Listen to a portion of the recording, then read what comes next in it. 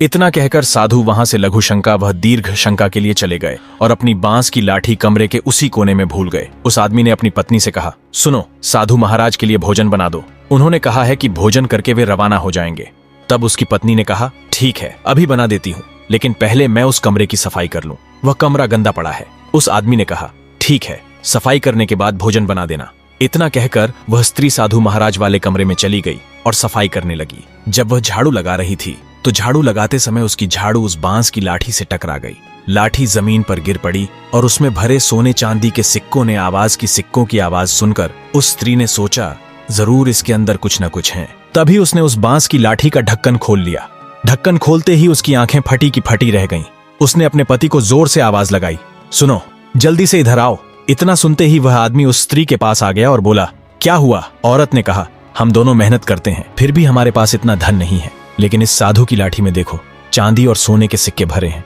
क्या पता इसके अंदर और भी क्या क्या हो, सोने चांदी के गहने भी हो सकते हैं। इतना कहकर औरत बोली, क्यों ना हम साधु को कुछ दिन यहीं रख लें? आदमी ने कहा, हाँ, क्यों नहीं। औरत ने लाठी में सिक्के वापस डालकर फिर से ढक्कन लगा दिया और उसे उसी कोने में रख दिया। थोड़ी देर में साधु बाहर आया। आदमी ने कहा, महाराज, आप हरिद्वार जा रहे हैं, लेकिन आप बहुत थक गए होंगे, आपके पैरों में दर्द भी होगा, आप 2-3 दिन यहीं आराम कर लीजिए। साधु ने कहा, ठीक है भाई, जैसा तुम कहो। इसके बाद साधु रोज भिक्षा मांगने जाता और लौटकर उसी घर आ जाता।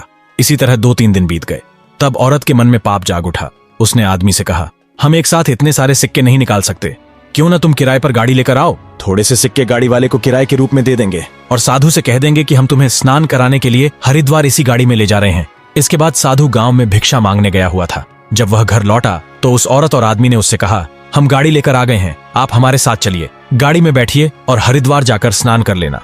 तब साधु महाराज ने कहा, नहीं, मैं गाड़ी में नहीं चलूंगा, मैं खुद पैदल जाऊंगा और वहां जाकर दान पुण्य करूंगा, तभी मुझे पुण्य मिलेगा। इतना सुनते ही वह आदमी और औरत दोनों साधु महाराज से जबरदस्ती करने लगे। आगे क्या हुआ, यह जानने के लिए चैनल को सब्सक्राइब कर कमेंट में नेक्स्ट पार्ट जरूर लिखें।